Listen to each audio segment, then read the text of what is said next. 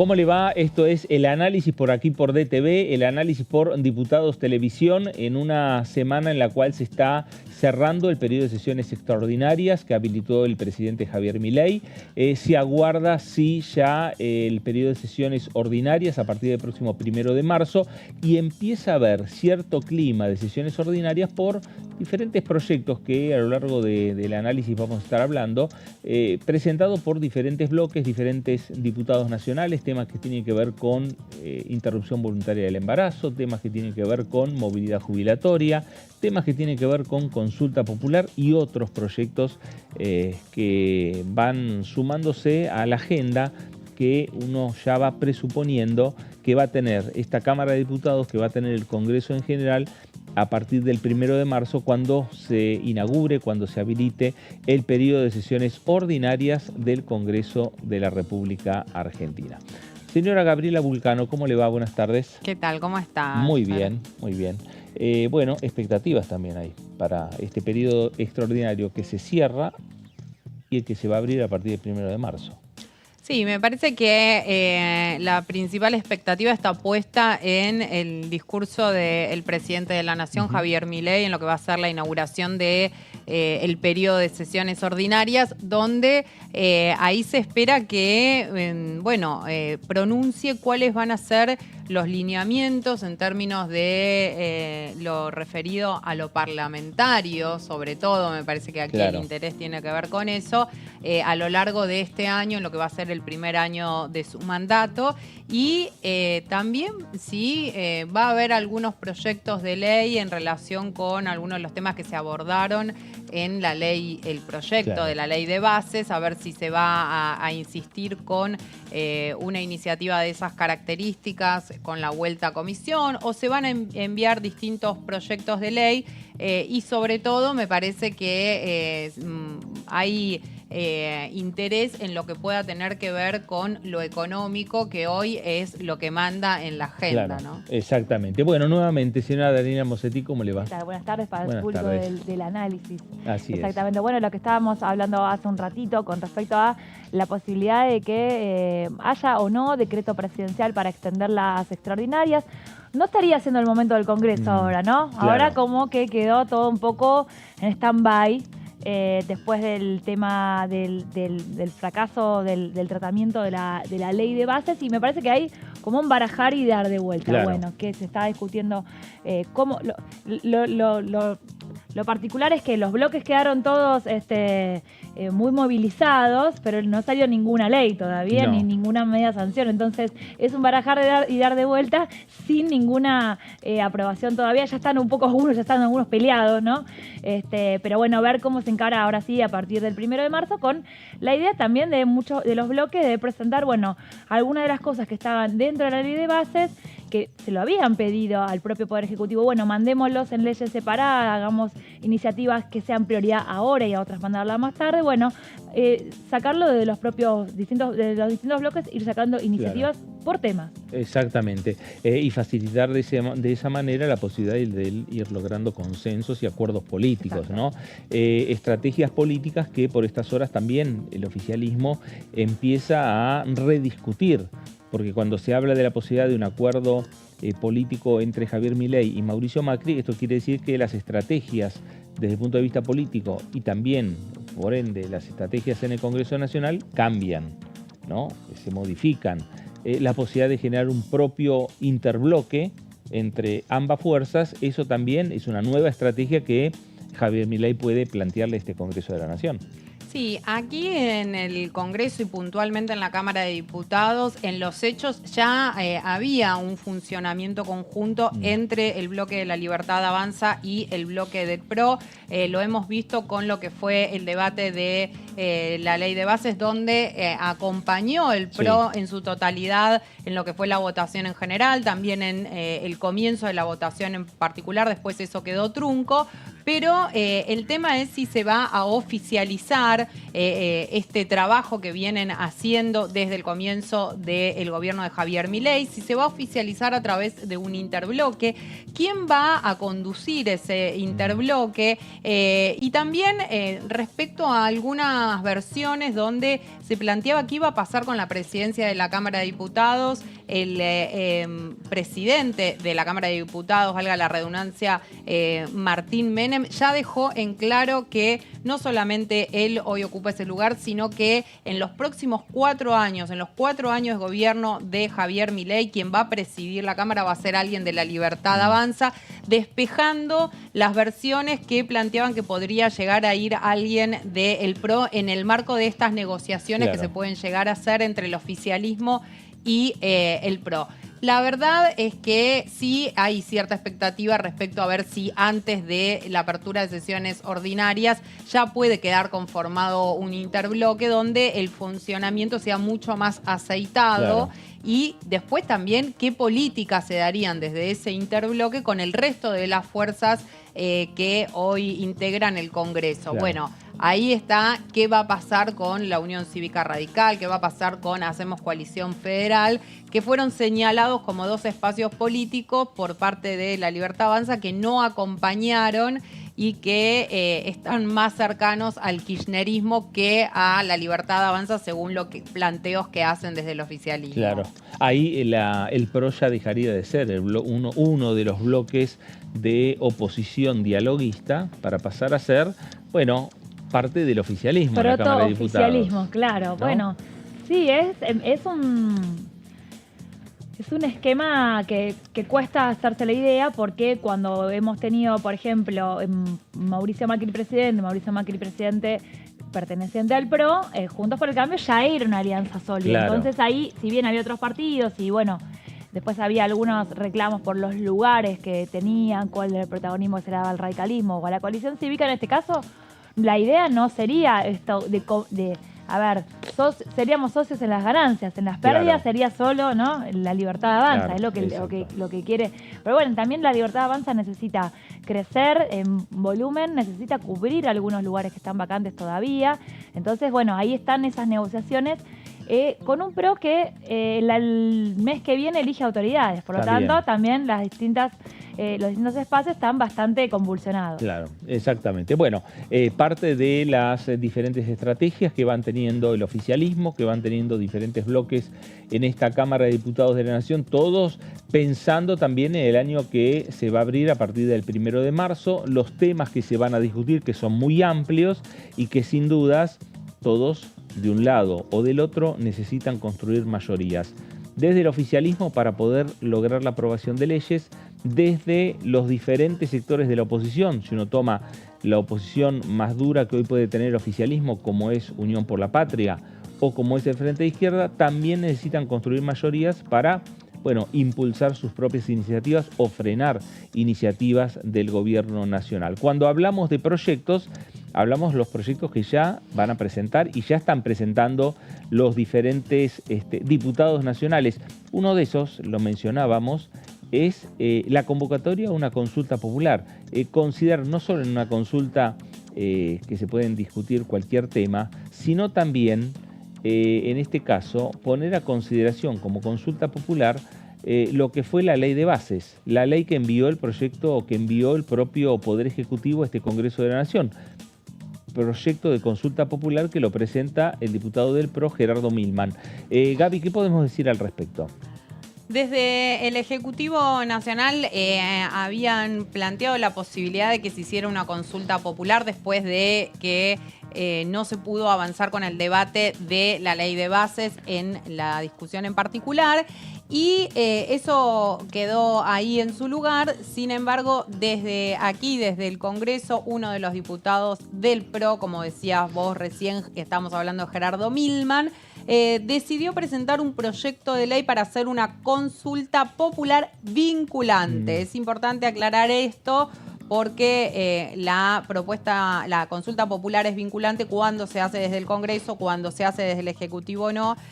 por eso es importante remarcarlo. ¿Y qué es lo que dice básicamente este proyecto de ley que presentó Milman? Bueno, se convoca una consulta popular vinculante para poner en consideración de la ciudadanía el proyecto de ley de bases y puntos de partida para la libertad de los argentinos.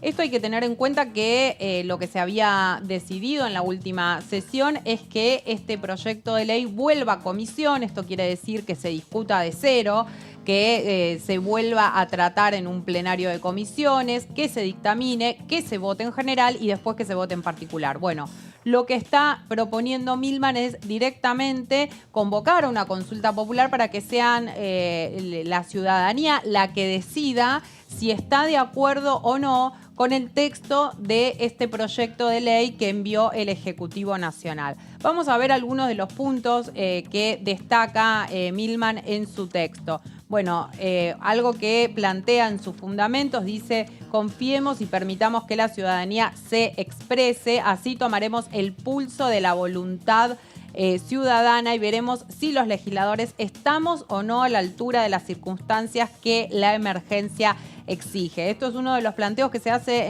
en el fundamento de este proyecto, que te diría que se repite bastante esta idea de la importancia de tomar en cuenta qué es lo que dicen los ciudadanos respecto a este tema. Y después cita varias cuestiones en la ley, en este proyecto de ley, ahora vamos a verlo en la próxima placa, que tienen que ver con, por un lado, la Constitución Nacional, pero también habla de la Ley 25.432, que es la de consulta popular vinculante y no vinculante, y destaca el artículo 4, donde dice: toda consulta popular vinculante será válida y eficaz cuando haya emitido su voto no menos del 35% de los ciudadanos inscriptos en el Padrón Electoral Nacional. Es importante también destacar esto porque en algún momento había dudas de, bueno, cuántas personas se tienen que emitir un juicio respecto a este tema. Claro. Y tiene que ser por lo menos un piso de un 35%. Claro. Gaby, vale la pena recordar, cuando se convoca una consulta popular, se abre un mecanismo similar al de un proceso electoral de elecciones, ¿no? Así es.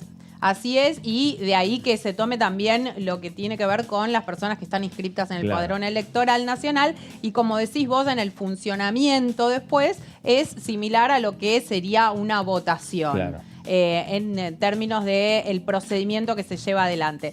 Después decíamos también, Milman, cita a la Constitución Nacional para fundamentar por qué presenta esta iniciativa. Lo vemos en la próxima placa. Donde vemos qué dice el artículo 40 de la Constitución Nacional refiriéndose a este tema. El Congreso, a iniciativa de la Cámara de Diputados, podrá someter a consulta popular un proyecto de ley. Es importante acá que tiene que ser la Cámara de Diputados la que lo haga, no el Senado.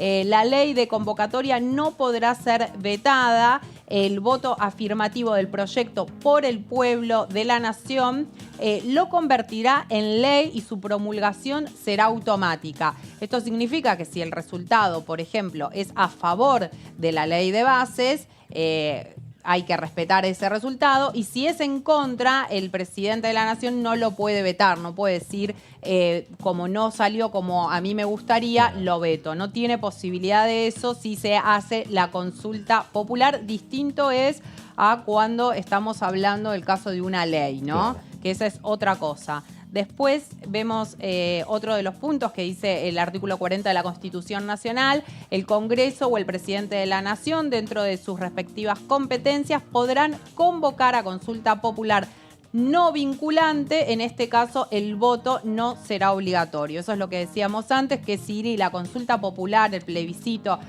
al que se llama, lo hace el Ejecutivo Nacional, no es vinculante y por lo tanto no es obligatorio acatar el resultado de esa consulta popular que se hace.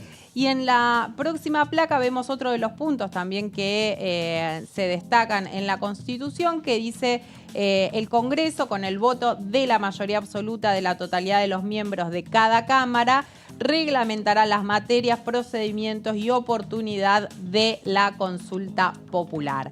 Esta es una de las iniciativas que se presentaron en los últimos días por parte de un diputado del PRO, que va un poco en consonancia al planteo que se venía haciendo desde el Ejecutivo Nacional. Hay que ver si efectivamente se va a querer llevar al recinto un proyecto de estas características o si van a optar en el oficialismo por directamente rediscutir cada uno de los puntos o los puntos principales de la ley de bases a través de otras iniciativas, como contábamos recién.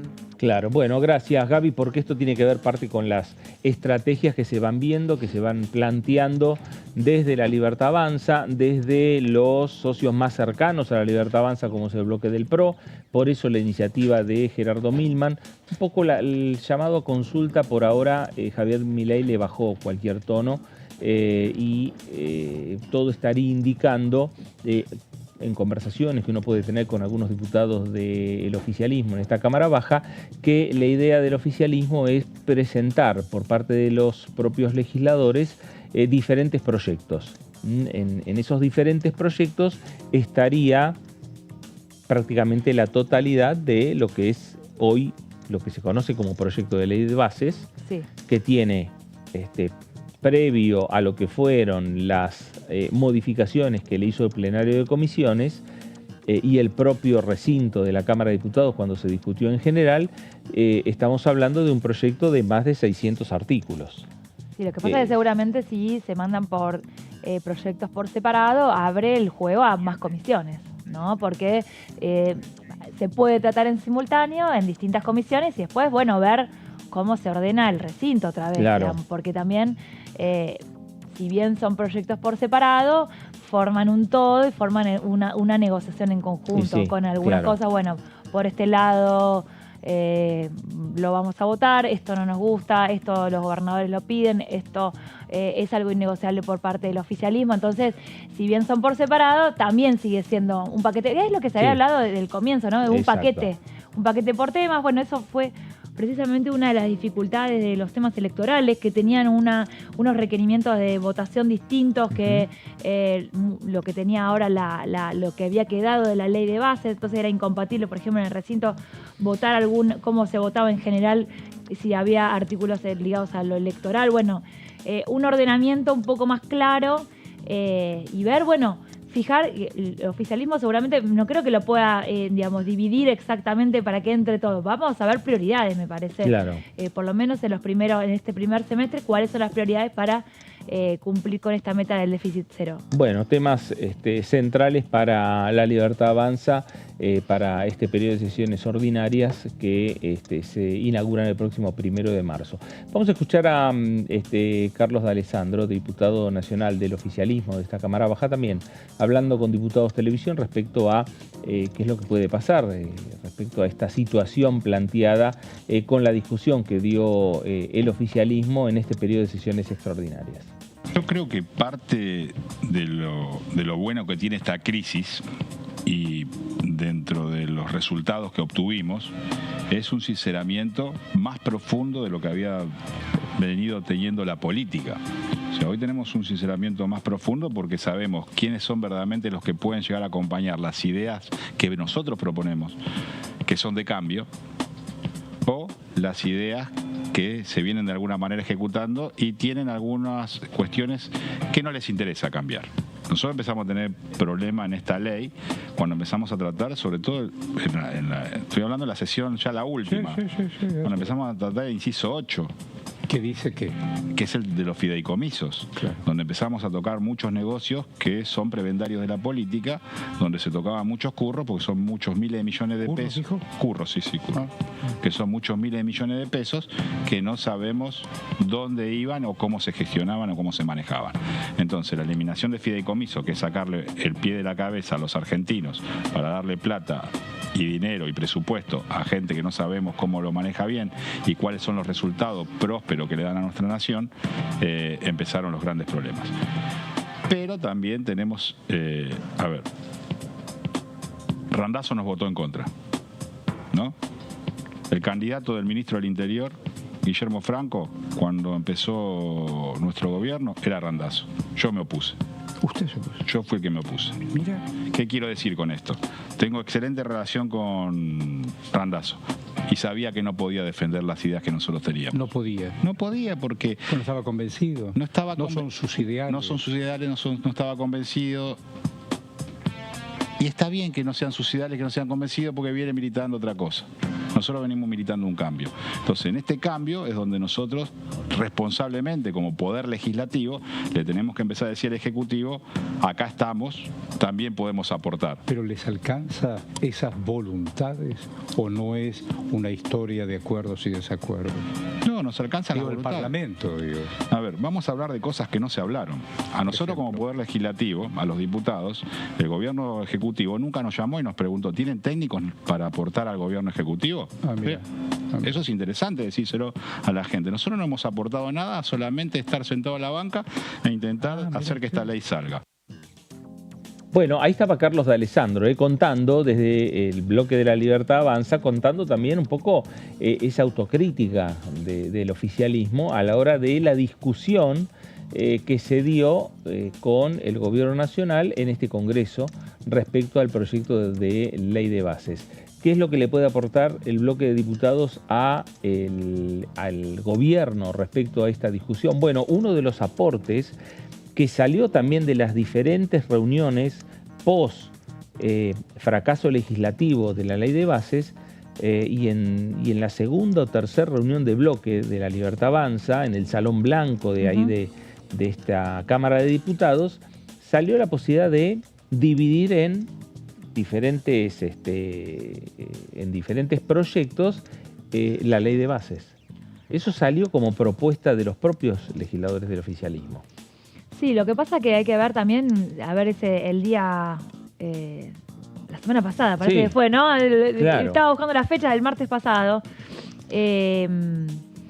Hay que resolver también el contenido, porque el oficialismo dijo, sí, esto a mí, con los cambios que se estamos incorporando, cambios, inciso por inciso, a mí no me sirve.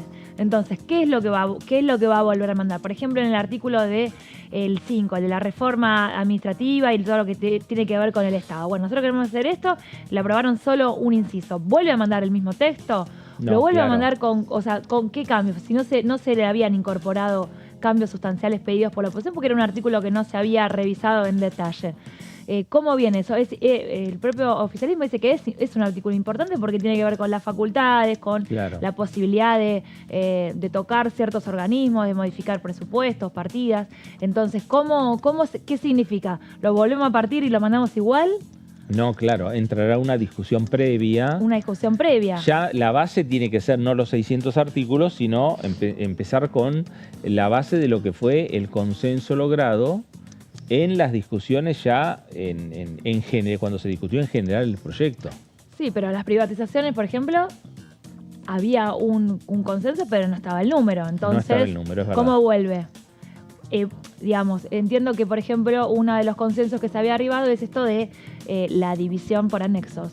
Claro. Para que sea, algunos espacios lo tratan, algunas empresas les interesan más que otras, entonces ir viendo, pero todavía no había cerrado eso. No, claro. ¿Cómo vuelve ese tema, no? Bueno, se tienen que arreglar. Sí. Ni siquiera, en realidad, sobre el tema de agrupar a las empresas sujetas a privatización por anexos, terminaba de cerrar como idea, y uno de los reclamos que le hacían desde un sector de la oposición es que se enviaran empresa por empresa.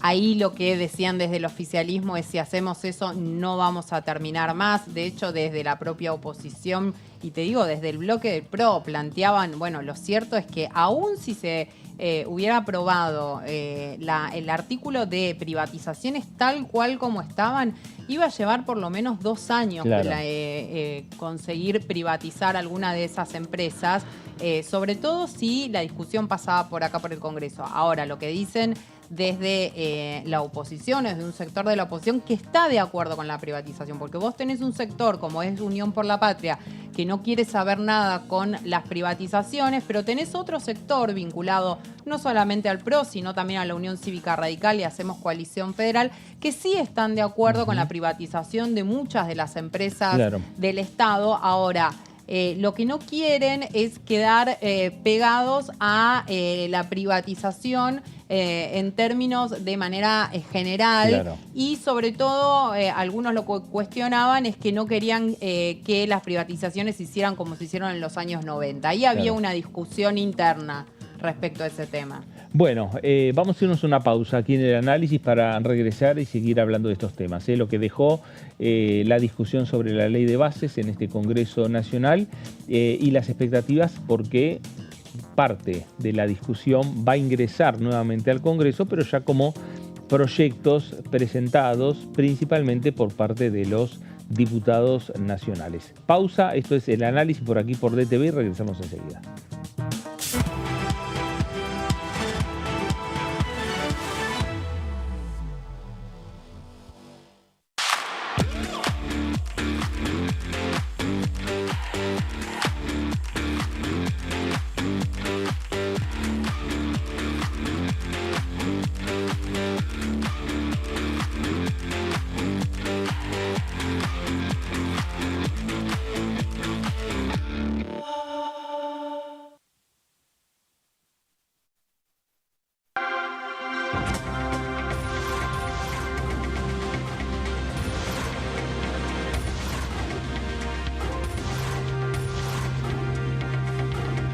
Ellos son tu voz en la primera edición. DTV, el periodismo en el Congreso. Las sesiones son el espacio donde los diputados debaten proyectos de ley para su aprobación, modificación o desaprobación. En una misma sesión se pueden tratar varios proyectos de ley. Desde el 1 de marzo, cuando el presidente las inaugura, se desarrolla el periodo de sesiones ordinarias. Entre el 1 de diciembre y el 28 de febrero se extiende el periodo de sesiones extraordinarias que solo pueden ser realizadas a pedido del presidente de la Nación. En el recinto, el bloque oficialista se dispone a la derecha del presidente de la Cámara, el bloque opositor mayoritario a la izquierda y en el centro los bloques con menos cantidad de integrantes. En el tratamiento, en general, los diputados tienen 7 minutos y los jefes de bloque entre 20 y 12 minutos conforme al número de legisladores que representen. La sesión es dirigida por el presidente de la Cámara de Diputados, que administra el uso de la palabra y las distintas instancias del funcionamiento. A la izquierda del presidente está el secretario administrativo, a la derecha el secretario parlamentario y debajo de él están los taquígrafos, que registran cada uno de los testimonios.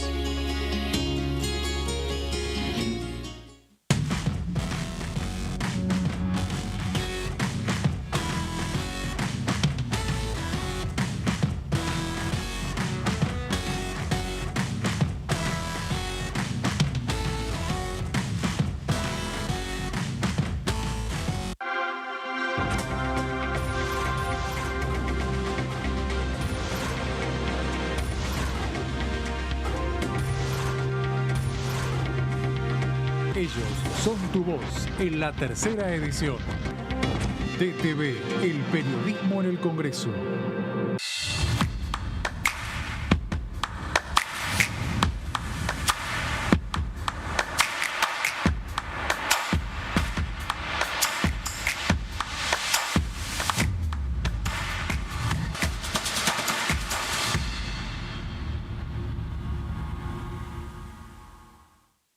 ¿Qué diferencia hay entre la Cámara de Diputados y la Cámara de Senadores?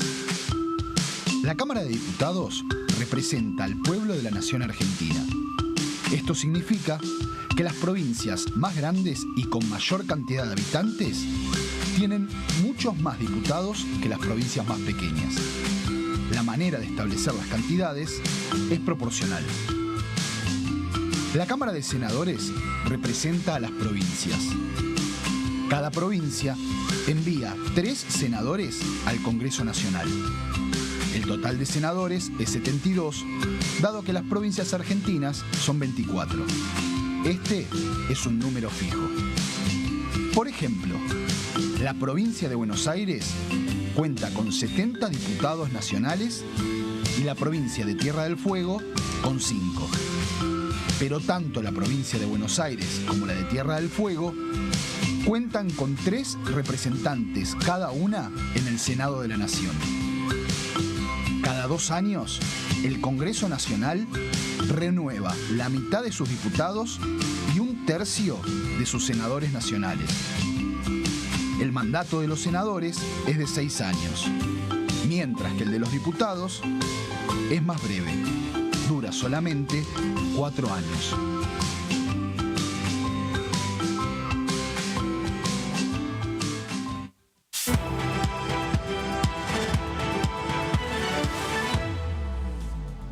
Muy bien, último tramo del análisis por aquí por DTV, el análisis por Diputados Televisión, viendo un poco y analizando las estrategias que ya el oficialismo va cambiando, pensando en este periodo de sesiones ordinarias que se va a iniciar el próximo 1 de marzo. Es verdad lo que nos señalaba Gaby Vulcano, hay que estar atentos a cuál es el mensaje que el presidente Javier Milei le va a dar al Congreso para inaugurar este periodo de sesiones ordinarias. Algunos también pone en parte la mirada respecto a si va a estar presente o no el presidente de la Nación en el discurso ante la Asamblea Legislativa, o si lo va a dar en las escalinatas del Congreso, si va a tener un paso nada más por el recinto y luego se va a retirar. Bueno, algunas especulaciones que hay en torno a lo que pueda llegar a suceder en este Congreso de la Nación. Son simplemente especulaciones, más allá de tener alguna información, pero lo cierto es que veremos finalmente el 1 de marzo qué es lo que va a ocurrir en esta Cámara de Diputados. Mientras tanto, nos vamos a la provincia de Salta.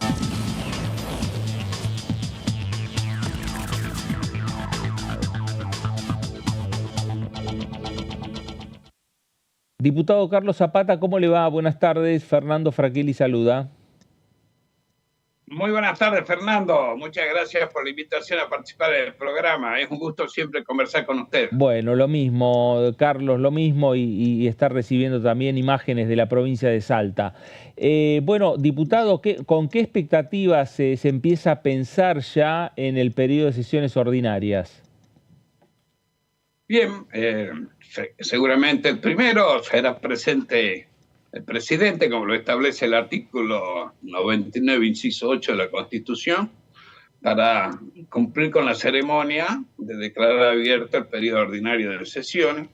Hará un raconto. En la Constitución, en la doctrina y en los antecedentes está que el presidente hace un raconto, una descripción del Estado General de la Nación, y en algunos casos se plantea un resumen de las medidas que piensa llevar adelante o que va a enviar al Congreso.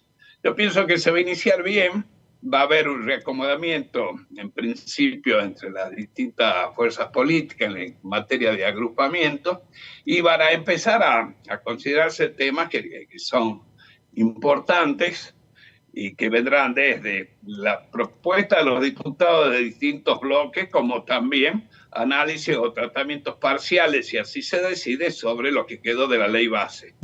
En fin, no creo que sea un periodo ordinario que tenga alguna particularidad extraordinaria, sino que va a ser un periodo ordinario, el primer periodo ordinario de un presidente en mandato. Se buscará dar sanción y poner en funcionamiento determinadas herramientas para que pueda llevar adelante su plan de gobierno, que hasta ahora, con el rechazo de la ley base, va con la vuelta a comisión, con esta actitud extraña que tuvieron quienes prometieron su apoyo, está postergado. Es la primera situación que se da de la vuelta a la democracia, de que desde el Congreso se le niega a un presidente poner en vigencia los instrumentos que hacen en su plan de gobierno.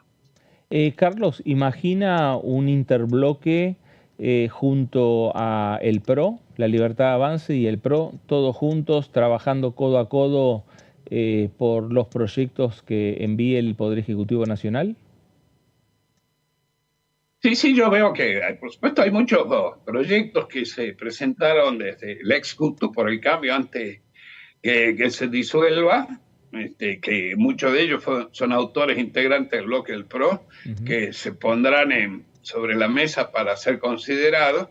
Y en cuanto al agrupamiento o la forma de organizar la labor parlamentaria entre los bloques, podemos llegar a confluir. Yo calculo que la estrategia será armar un interbloque que va a posibilitar que partidos que tienen representación y que no quieren perder su identidad se avengan a conformar este espacio de coalición que es un interbloque. Pero habrá que ver queda muy poco, quedan 2 semanas hasta que empiece el periodo ordinario de sesiones. Y en caso de concretarse, ¿ya empieza a haber una puja interna dentro de La Libertad Avanza y el PRO para ver quién conduce ese interbloque, o el conductor natural podría ser Cristian Ritondo? Mire, yo no lo veo que haya una puja. Yo no veo, al contrario, yo he visto un espíritu colaborativo. Si bien, bueno, yo de mis 2 primeros años de mandato como diputado tuve una relación muy cercana al tener un monobloque dentro del interbloque Juntos por el Cambio, y conozco del trabajo de Cristian Ritondo, de Silvia Los Penatos y otros tantos como Alejandro Finocchiaro, que trabajan muy bien a la hora de trabajar en legislatura. Son personas muy abiertas, le importa más llegar al objetivo y poder articular llegar al objetivo antes que el excesivo protagonismo. No creo que haya inconveniente en acordar la conducción unificada en una persona, ya sea del PRO, de La Libertad Avanza. Se ha demostrado y ha quedado visto a lo largo de este mes en el tratamiento en comisión, en el dictamen, tratamiento en general, el acompañamiento y las ganas de contribuir al cambio, porque PRO formaba parte de Juntos por el Cambio y pues, llevaban adelante una propuesta de cambio muy similar a la que llevó a Milei a la presidencia. Por eso es la naturalidad en cuanto a la confluencia hacia un espacio común en el Parlamento para llevar adelante esas ideas que mantenemos en común y que sean un factor de unión importante. Claro. Carlos, la estrategia de enviar proyectos para reemplazar la ley de bases, ¿serviría como para lograr mayores consensos con otros sectores políticos? Puede ser, sí. Yo creo que dentro de la ley base se separaron la cuestión importante al tronco de la reforma, de los 180 grados, que fue el dictamen remanente, luego de la aprobación en general, y de las otras cuestiones que son mediatas. Lo inmediato es tratar de buscar el cambio de rumbo. A mí me llama poderosamente la atención que el gobernador, entre ellos el gobernador de Salta, hayan borrado con el codo lo que escribieron con la mano. La semana anterior, en el tratamiento en general, escuchamos al representante del gobernador de Salta, a la diputada Caletti, o al diputado Outes, hablar de la necesidad de acercarse, de ayudar al gobierno a llevar adelante el cambio que la gente había votado. En el caso de Outes, hablaba de una concertación, que la política no era enfrentamiento, sino que era concertación. Todo auguraba que ese acompañamiento iba a permanecer en el tratamiento en particular, y luego nos dimos con la sorpresa. Probablemente hubo alguna actitud del gobernador diciendo que se plieguen a los otros gobernadores para tratar de ajustar un poco las clavijas, a ver si obtenían algo más, le aflojaba el gobierno. Y el gobierno, si él tiene clara, el gobierno de Javier Milei es bastante diferente a los otros gobiernos, no está en la vieja política del toma y daca. Y curiosamente lo escuchaba en una entrevista radial al gobernador, que decía que no, que fue uno de los primeros en acercarse a que Franco, que esto y que el otro, y que no entendía por qué sus diputados habían votado en contra, seguramente la inexperiencia, porque era el primer mandato. Es decir, él lo manda a hacer y después los desconoce. Me hace acordar al marxismo, ¿no sé? Pero al de Groucho Marx. Tengo estos principios y si no te gustan tengo estos otros. Este accionar pendular del gobernador de Salta no le hace bien a la provincia, y paralelamente acá en la provincia se ha desatado una campaña de desprestigio y tratar de achicarle de todos los males, las 7 plagas al gobierno de la nación. Acá el ministro de Salud dice que no puede dar tratamiento oncológico porque la nación no envía. Hablé con el secretario de Salud, un señor de apellido Russo, me dijo que nunca se interrumpió los programas oncológicos del Ministerio de Salud, y tiene una demora, lo que depende del señor de la Torre por una denuncia penal que se interpuso. La ministra de Educación, que no va a poder dar clases si es que no manda los fondos a la nación. El Ministerio de Acción Social no puede dar ayuda a los comedores si no manda a la nación. Yo digo, se están pasando de rosca, estimado Fernando, porque si no se puede hacer nada en la provincia, si no manda dinero a la nación, ¿para qué tenemos provincia? Disolvamos la provincia, ese 1,5 billones de pesos que seguramente es el presupuesto de este año, que lo maneje la nación y tendremos los servicios acá una campaña que no tiene ni ton ni son. ¿Cómo va a decir que no puede dar servicios que por la Constitución están a cargo de la provincia? Que si la nación no le manda, aparte de la coparticipación de dinero, no puede dar servicio. Entonces disolvamos la provincia si no va a dar servicio. Es una entelequia inútil. Lamentablemente, la política malentendida lleva a estos extremos. Carlos, gracias por estos minutos para Con Diputados Televisión. El agradecido siempre seré yo, espero verlo pronto, le mando un abrazo y a todo el equipo de Diputados TV, que siempre lo llevo conmigo. Gracias, muy amable. Carlos Zapata, diputado nacional de La Libertad Avanza por la provincia de Salta. Bueno, hablamos de los diferentes proyectos que podrían ingresar también cuando hablamos de iniciativas, haciendo referencia a lo que fue el proyecto de ley de bases. Dani, hay un tema que tiene que ver, ¿no?, con reforma del Estado. Exacto, con reforma del Estado, y esto es un poco lo que se trató en la ley de bases y que fue el detonante, la previa a todo ese cuarto intermedio, a la posterior, el posterior fin de la sesión del martes pasado, que tiene que ver con la reorganización administrativa del Estado, el artículo 5, que trata sobre la posibilidad de tomar decisiones en torno a la estructura del Estado, que se votó por incisos y solo el B logró tener un resultado positivo. ¿Se acuerdan cómo había sido el arranque de la sesión? El artículo 1 con las emergencias, sí, el 3 y el 4 con las facultades delegadas, las bases, y después se pasó a este artículo. Ya había habido algunos chisporroteos con la delegación de las facultades en materia de seguridad, en materia energética, este artículo H de los fideicomisos. Y una vez que arranca este artículo 5, esta modalidad que hizo un poco de ruido en el recinto y que hablaba de, tratar por incisos. ¿Se puede tratar por incisos? Fernando Iglesias dice nunca se trata por inciso. Esto nunca visto. ¿Por qué? Porque cuanto más dividís, cuanto más vas al detalle, los consensos se empiezan a resquebrajar. La idea es, tenemos este consenso en general, no vayamos a mirar punto por punto. La cuestión que fue punto por punto, esto que tiene, ahí les cuento el primer inciso que trataba, el inciso A de este artículo 5, facúltese al Poder Ejecutivo Nacional a regular y concentrar en un marco regulatorio la organización y funcionamiento interno del sector público nacional de modo sistemático, coherente y ordenado, en el cual se incluya el contenido de las leyes 22.520 y 19.983. Esto arrancó con 144 votos negativos, la misma cantidad de votos que la general, pero votos negativos, que era un número importante. Hasta ahora el gobierno nacional realizó una reforma en la cantidad de ministerios. Todavía no está tan claro cómo va a quedar. Por ejemplo, el tema del Ministerio de Infraestructura, nació como un ministerio con varias dependencias a cargo. Ahora podría pasar al sector de economía. Todo eso todavía no se concretó. Claro. Esa estructura todavía está pendiente, y esto también venía a reforzar un poco, este organigrama del Estado, que es enorme, que hay que ajustarlo, que hay que revisarlo.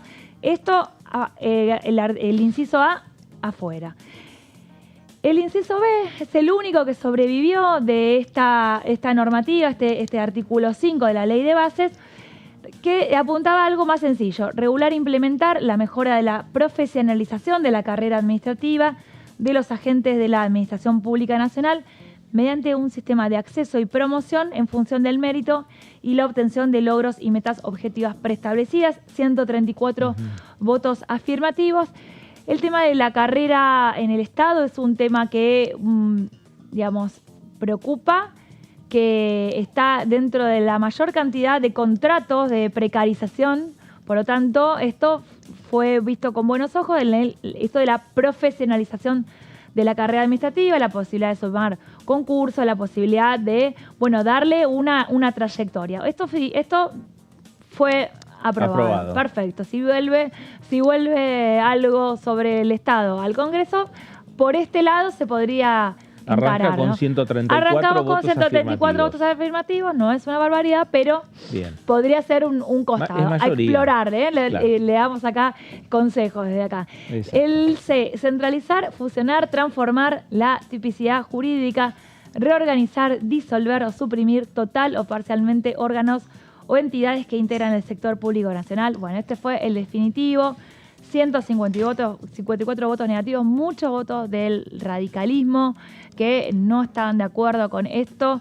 La posibilidad de esto, disolver o suprimir total o parcialmente órganos y entidades que integran el sector público.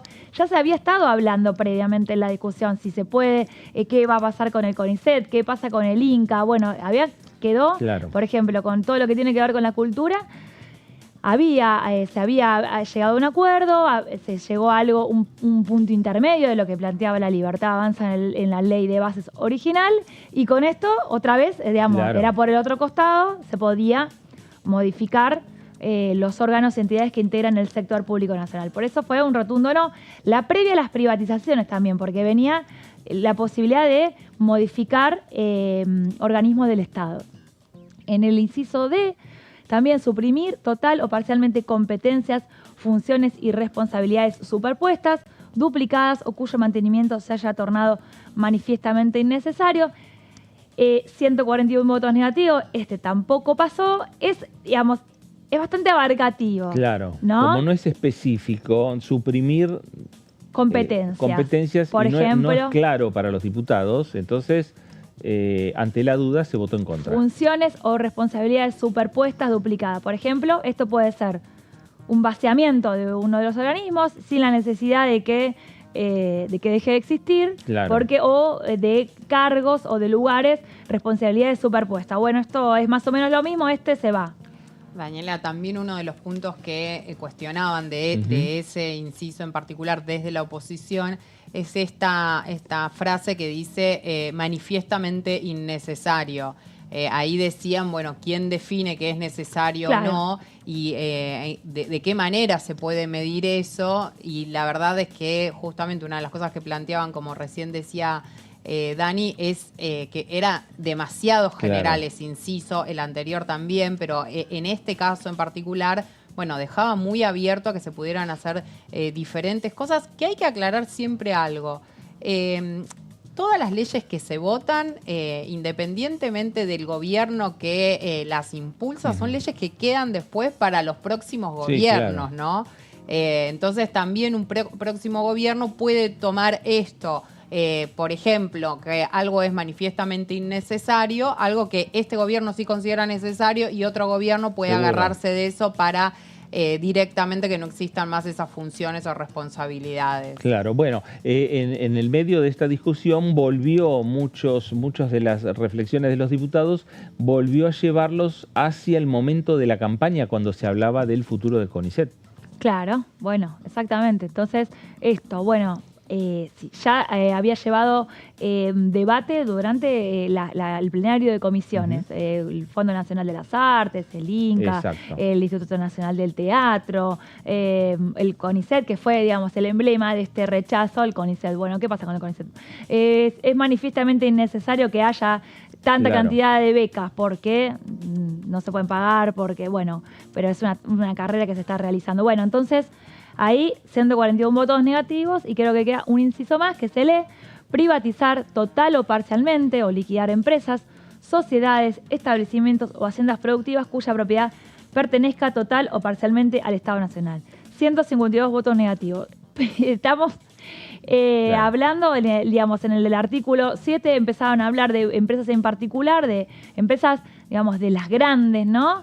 Pero acá hablaba ya de privatizar o liquidar empresas, sociedades o establecimientos, que pueden ser pequeños, que pueden ser, el SENASA, el INTA, un montón de organismos descentralizados que están bajo la órbita del Estado y que hay que hacer un procedimiento, no un inciso a través de un artículo en una ley base. Entonces, esto fue el artículo 5 prácticamente liquidado y como decimos, intervenir todos los entes, empresas y sociedades del sector público nacional, cualquiera sea su tipo jurídico, con la sola exclusión de las universidades nacionales.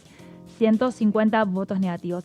Precisamente esto fue un martes. El día anterior, el lunes anterior, había salido por el boletín oficial la intervención de los medios públicos, de RTA, de Radio Nacional, de TELAM y del portal Educar. Por lo tanto, algo que se estaba tratando de introducir por ley ya había sucedido en buena parte o al menos en el rango de los medios públicos, había sucedido por decreto del día anterior, lo que generó cierto malestar de los que estaban dispuestos al menos a acompañar en parte. Bueno, por lo menos mantengamos las condiciones de esta negociación. No me mandes el día anterior una intervención. Así que 150 votos negativos, artículo 5 por el piso.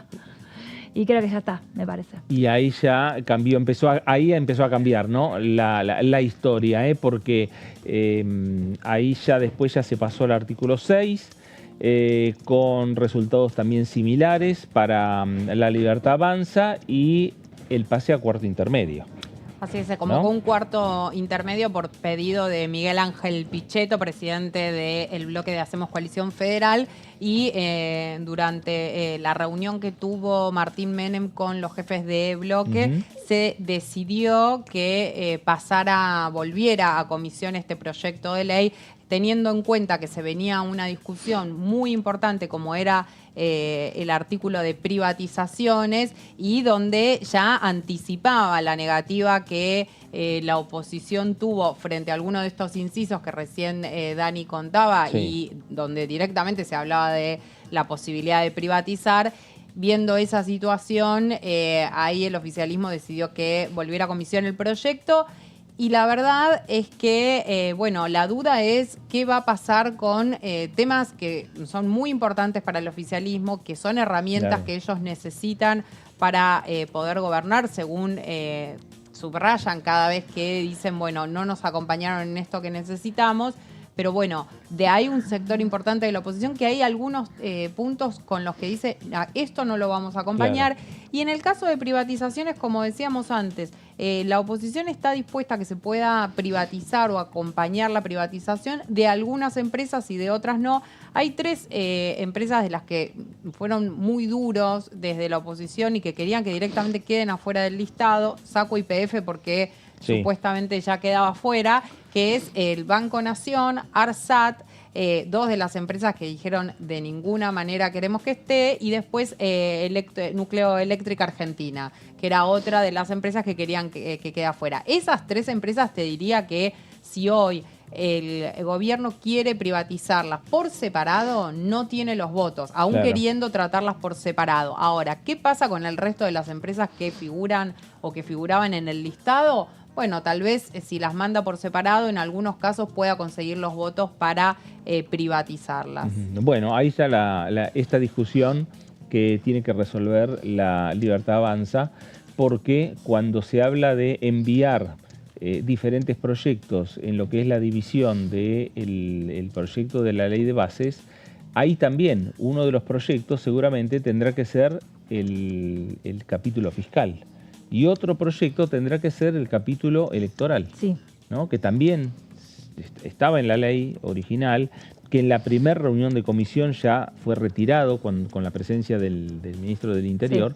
Guillermo Franco, fue retirado la parte electoral. Sí, quedó lo de financiamiento de las campañas, eso era bastante resistido por parte de la oposición, ese punto había quedado. Y hay que ver qué pasaba con las PASO, ¿no? Con las primarias. Sí, eso supuestamente quedaba fuera. Quedaba fuera, pero para discutir más adelante, muchos bloques, incluso Margarita Stolbizer, señalaban esa discusión se tiene que dar en periodo de sesiones ordinarias.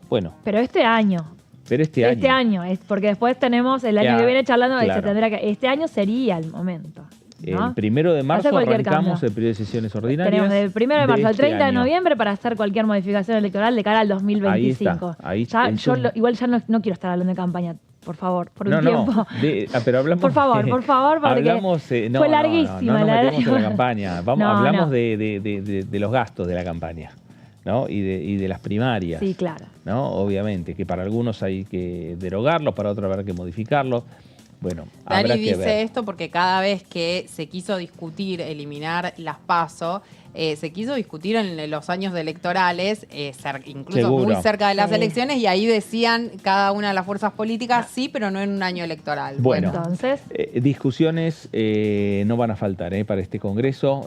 Discusión, lo que no tenemos más tiempo aquí en el análisis. Así que les agradecemos. Gaby, gracias. Gracias. Dani, Nos gracias. vemos, hasta Y a luego. usted también. Gracias por estar ahí. Quédese en sintonía. Esto fue el análisis por aquí por DTV. Gracias y nos reencontramos.